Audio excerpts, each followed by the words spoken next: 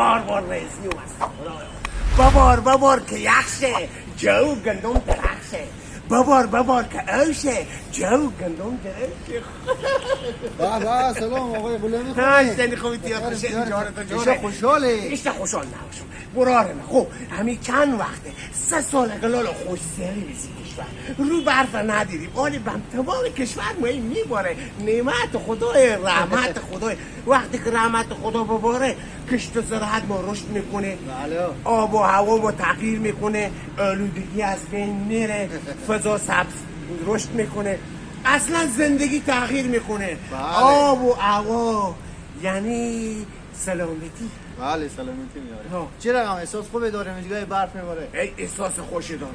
وقتی که من نگاه کردم که به تمام ولایت‌ها کشور ما میباره خیلی خوشحال شدم. اینا رحمته آبهای زیرزمینی هم شما تخلیه میشه اصلا چام یومیه سطحی بالا میه. تو نگاه کن اگه به خریدن باشه ما میتونیم الان برف به 100 لک بخریم.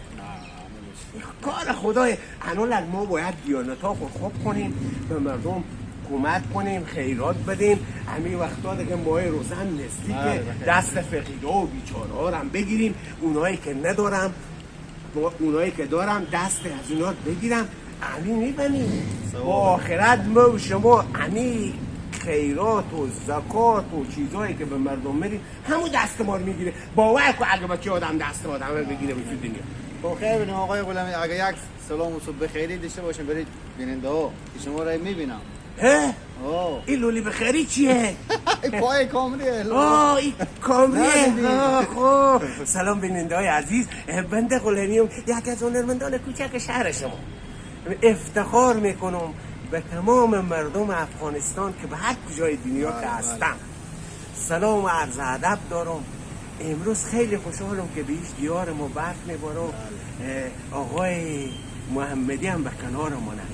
ما فراموش نکنیم این برنامه شوخک موخکا شما سبسکرایب کنین لایک کنین زنگوله فشار بدیم هنرمندا خود تشویق کنین. ما تلاش و کوششی که میکنیم فقط پیام رساندنه که مردم ما راه خوب و بد از هم تفکیک کن. خب من مال سلام بفرمایید. خب بیننده های عزیز سلام خسته نباشید. خدا کنه که به هر کجای دنیا هستین خب خوشحال باشین.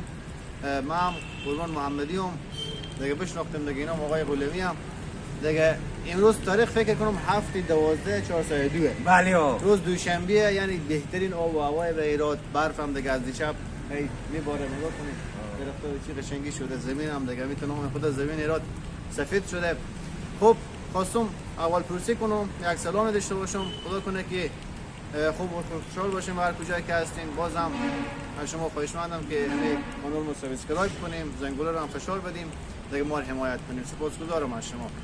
نگم میفهمیم شاعر چی گفته. تو هم شاعرها قدیم به تملا که شوخی میکردن میگفتم ببار که یخشه جو گندم درخشه. ببار که اوشه جو گندم درخشه. No.